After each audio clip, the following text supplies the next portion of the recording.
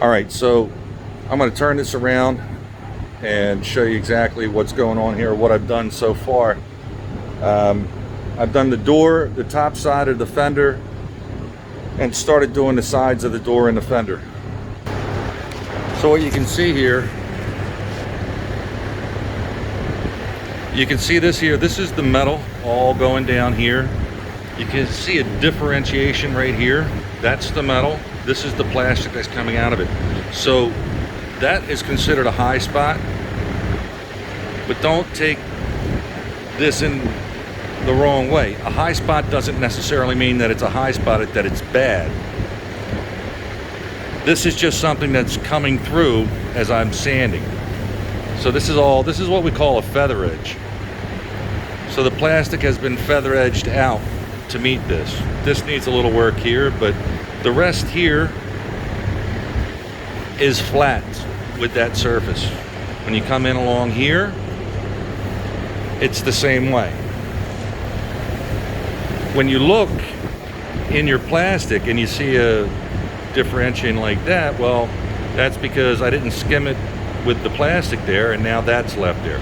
It's not a big deal because this isn't the final coat. This was just the first coat to get everything kind of even. And you don't want to have your entire panel. This is different up here because we're making edges meet, and meet, and meet, and meet, corners and everything meet. It's different in that area. You don't want to do that to make everything line up with plastic. You want to have your sheet metal all lined up as possibly perfect as you possibly can. Now Jim, the owner of this car, this is what he did. So as you can see here, we broke through the plastic here. This is going to get my even plane from panel to panel. Same down here, panel to panel. Little high spot, little low in this area here. So we'll do another skim just to get it to meet and get it so that it's flat all the way across. These are the kind of things that you have to do. This is an aftermarket panel. This is an aftermarket panel. This is an aftermarket hood. It's just what you have to do. This is where the work comes into it. This is where your skill comes into. You can attempt this, and if you have the right tools, you have the right sanding blocks and stuff like that, anybody can do this. Keep the block flat on a flat surface. That's all there is to it. It's not rocket science. It does come into play though. There are certain times that you can get away. All depends on the color of the car too. If you're doing a white car, you can get away with a lot. You're doing a black car, you can't get away with anything. If you're doing a dark green car, you can't get away with anything. You have to take the time and you have to block everything down. And you have to know the difference where that high spot is. Well, is that going to be okay once I put the primer on it? Sometimes it will, sometimes it won't. You have to know the difference. You have to know when to stop sanding. You have to know if you have to put another coat on. Because after I'm done, this is all, I'll turn it back around. This is all just the first stages of plastic work. This is all Bondo, it's plastic, it's Bondo. It comes in a gallon can, comes in a 5-gallon can. Depends on what you're doing. I don't use that much of it, so I buy by the gallon. I buy a case at a time. I get 4 gallons in a case.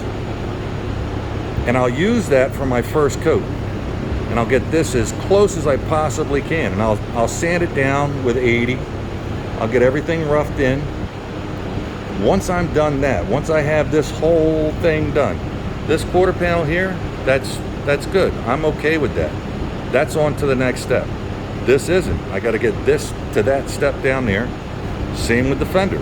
Once I have the fender done, then this whole side can be skim coat in a polyester glaze, and it's a very, very thin glazing. It's a lot smoother than plastic, than the Bondo, if you want to call it Bondo. It's a polyester filler, and it is made to be used at the very end. You don't need a lot of it. It's a very, very tight skim coat that goes over that, because after I'm done with that, this is an 80.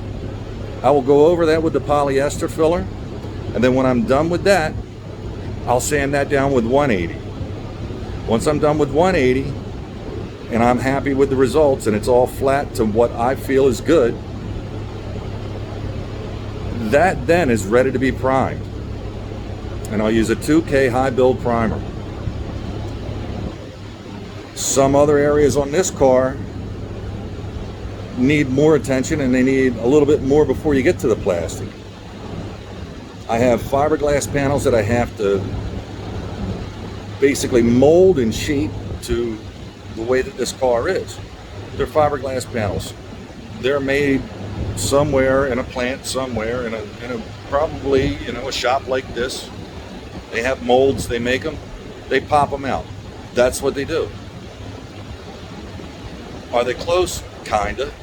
So you do all that effort to make them line up and do everything else. Well, that panel is not 100% correct. It needs body work done to it.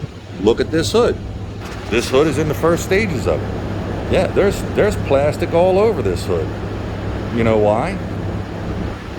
Because it's a fiberglass panel. And it's wavy.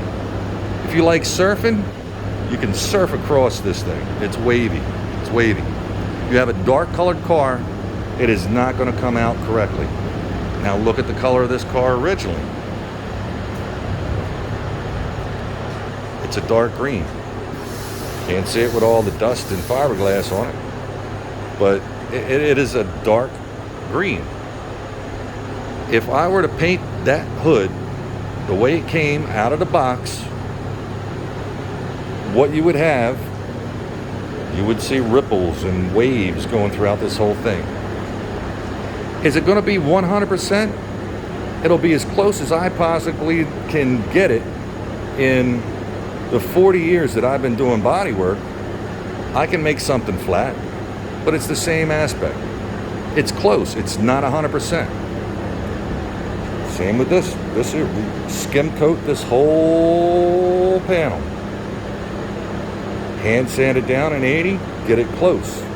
If it needs more, it needs more.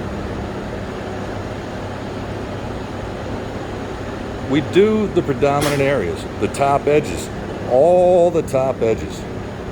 Why is that? Well, you're going to see this when you're walking around a car. You're going to see this when you walk around a car. And you're going to see the side of this when you walk around a car. Now, I haven't got into doing anything in here yet. And it doesn't look bad, and it's black, and you look down and it's not bad. I'm still going to skim it, and I'm still going to block sand it, and I'm still going to do what I do to it, because this is a dark colored car. If there's one thing, it's black cars. I get black cars straight as an arrow and looking very good. So this is just the way that I do it. And it's a lot of work. It takes a long time. I may go over, let's turn it back. I may go over this again with another skim coat of plastic, just so that I've got everything that I know where I want it. I might not. The roof's not bad. Roof has a couple little dingers that were over here and whatnot. I won't skim coat this. This car wasn't left outside, and there's not big hail damage or anything like that from hail hitting or anything like that. But I will skim coat it with the polyester filler, because that's going to give me a very thin layer that I can sand down, and I will take out any imperfections in this whole thing. Here's another thing. Should you leave this on here, the original paint? No, you shouldn't. You should take it down to bare metal. You should always start off with bare metal. Can you go over it? Yeah, you can go over it. But this paint is aged and cracked and everything else. If you sand it down and you get all them cracks down, well, you're already halfway there. You might as well sand it all the way down and get it down to bare metal. Be careful when you're doing that. You don't want to heat this up. You don't want to warp it. This is a good panel to start with.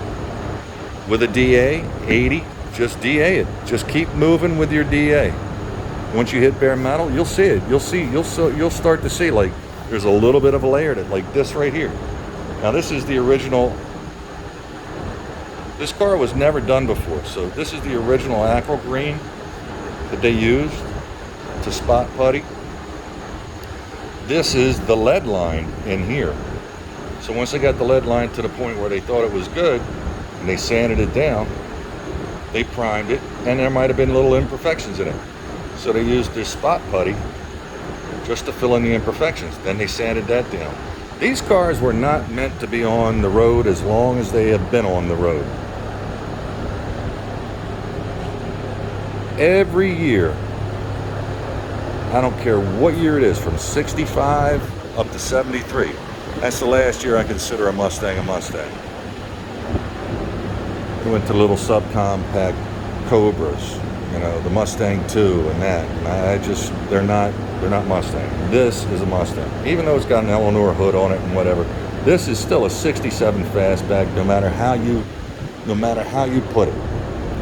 Iconic car. Followed suit with the 65s and the 66s. Beautiful car. This will be a beautiful car when it's done. I've rambled on for about 11 minutes, 12 minutes, showing you a little bit of what I'm doing. When I get to the next stage, I'll show you another portion of it. I don't get involved with it as much as I can. You can understand plain English. You sand this down, depends on the size of block you got.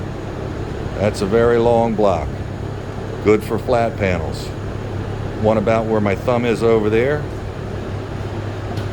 Good for doing areas like this, just to get close. Then I have rounded blocks that just do this. When I get to those points, I'll show you. But